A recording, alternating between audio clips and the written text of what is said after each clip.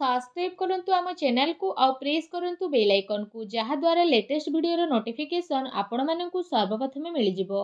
नमस्कार बंधुगण आपण मानकु आम यूट्यूब चैनल को स्वागत। बंधुगण आज वीडियो रे जानिबा आगामी ए 15 दिन आपणकर किपरि कटिबो से विषय जानिबा, किंतु एहा पूर्वरु जदि चैनल रे नुआ करि आछंती तो चैनल को सब्सक्राइब करिनेबा सह पाखरे आसुथुबा बेल आइकन को क्लिक करंतु। स्वयं भगवान श्रीकृष्ण कहिसंती एते आपण सीधा सीधा हुअंतु नाही, कारण जंगल रे रहुतुबा सीधा गछ को ही सर्वप्रथमे कटा जाई थाए। तेणु आपण एते भी साधा सीधा हुअंतु नाही, आउ तेढ़ा मेढ़ा गछ को सब बेले छाड़ी दिया जाई थाए। तो एमिति रे अन्य जीवन सह पूर्ण रूप रे जीवा ठारू भल हेबो आमे निजे निजर भाग्य अनुसार जी नेबा। शक्ति को अपमान से मानि थाए जे असत्य द्वारा लाभ प्राप्त करि थाए। नमस्कार बंधुगण, जय माँ लक्ष्मी। आपण समस्त को आम यूट्यूब चैनल को पुणी थरे आउ गोटे वीडियो को बहुत बहुत स्वागत। ओम गणेशाय नमो। आज आमे आपण माननकु कहिबु आगामी ए 15 दिन आपणकर किपरि साब्यस्त हेबो। आपणक पई सुविचार रहिछि। देखा जाउथुबा स्वप्न स्वप्न होई रहि जाई थाए जे पर्यंत व्यक्ति निजर झाड़ को बुहाई न थाए। जदि जीवन रे सफलता प्राप्त करिवार अछि तो परिश्रम आउ विश्वास आपण करिबा शिखि नियंतु, तेबे जे आपणकु सफलता मिलिबो। सफलता मिलिबा पई आपणकु बहुत परिश्रम करिबाकू पड़िबो। जदि आमे कहिबा ए 15 दिन रे स्थिति विषय रे, आपण ए दिन रे निजर मनचाहा सफलता प्राप्त करिवे। ता सहित आर्थिक स्थिति रे सुधार मिलिबार जोग बनुछि। अटकी बा उलुझिथिबा पैसा मिलिबा कारणरू समय आपणक पई ए सब स्थिति रे अनुकूल रहिबो। विशेष भाବରେ पिलांकर पाठ पढ़ा आउ विवाह संबंधित गतिविधि रे खर्च आपणकर अधिक टिके होई पारे, सेथिपई भल स्थिति मध्य मिलिबो। ता सहित जदि फ्रेंड्स कहिबा पिलांकर किलकारी संबंधित कौनसी खुशी खबर मिलिबा कारणरू घरे खुशी भर वातावरण बनी जिवो। विशेष भाବରେ सरकारी कार्य जदि आपणकर चालुथुला तो ए सबु दिन रे कौनसी महत्वपूर्ण व्यक्तिंकर परामर्श आपणक सपक्ष रे मध्य जाई पारे। कौनसी धार्मिक स्थल रे जिबार स्थिति मध्य बनुछि। कौनसी भी कार्य करिबा द्वारा विवेक आउ धैर्यर सह काम करंतु, कारण भावना रे ने जाइथिबा निर्णय आपणक पई नुकसान होई पारे। जमीन जायदाद संबंधित सबु कागज करबाई करिबा समय रे लापरवाही आदु भी करंतु नाही, अन्यथा कौनसी प्रॉब्लम रे आपण फसी पारंती। विद्यार्थी को निजर पाठ पढ़ारे ध्यान केंद्रित करिबार आवश्यकता रहिछि। प्रॉपर्टी बिजनेस आपणकर फाइनल होई पारे, सावधान सह करंतु। ता सहित व्यवसायी पार्टी ए सबु अर्थात व्यापारिक गतिविधि आपणकर बहुत भल रहिबो। सरकारी चाकरी पेशा लोकंकु स्थान परिवर्तन संबंधित भल खबर मध्य मिलिबो।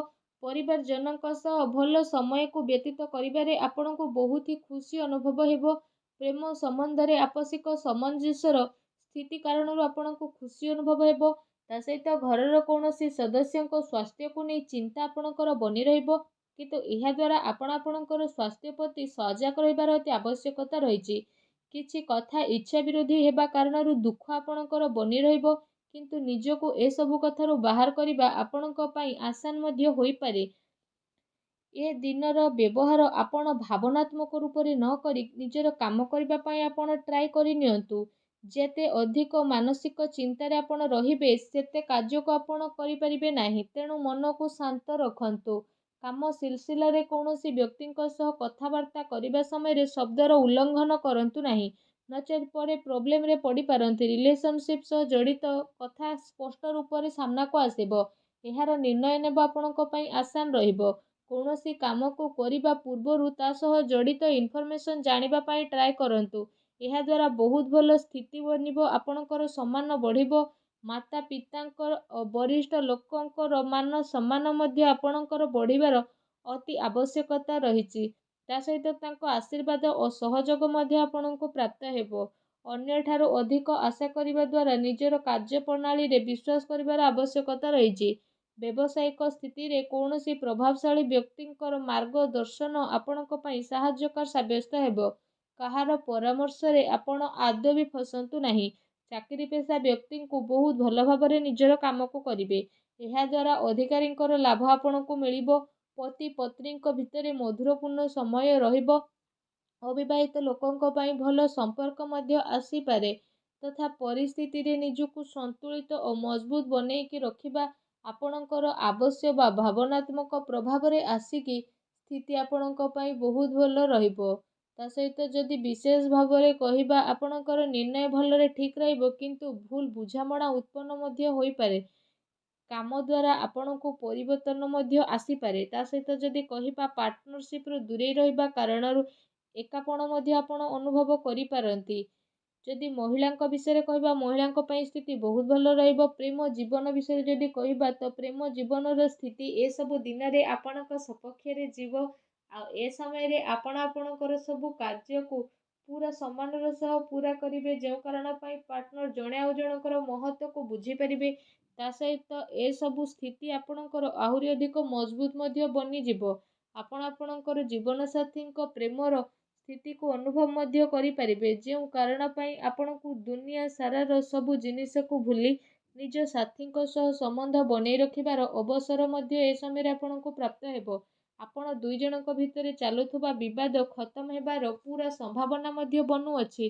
ତା ସହିତ ଯଦି କ୍ୟାରିୟର ବିଷୟରେ ଆଲୋଚନା କରିବା, ତ ଏ ସମୟରେ ବିଶେଷ ରୂପରେ ସେ ସବୁ ଲୋକଙ୍କ ପାଇଁ ଭଲ ବା ସଫଳତା ସହ ରହିବ ଯେଉଁମାନେ କୌଣସି ପ୍ରକାରର ଶିକ୍ଷା ବା ଲେଖନୀ କ୍ଷେତ୍ରରେ ଜଡ଼ିତ ଅଛନ୍ତି। ଶତ୍ରୁ, ଶୋଧକର୍ତ୍ତା, ପତ୍ରକାର, ଲେଖକ ଆଉ ଶିକ୍ଷା ସମ୍ବନ୍ଧିତ ଜଡ଼ିତ ବ୍ୟକ୍ତି ବିଶେଷଙ୍କୁ ଏସବୁ ଦିନରେ ବହୁତ ଅଧିକ ଆନନ୍ଦ ପ୍ରାପ୍ତ ହେବାର ଅତି ସଂକେତ ବନୁଅଛି।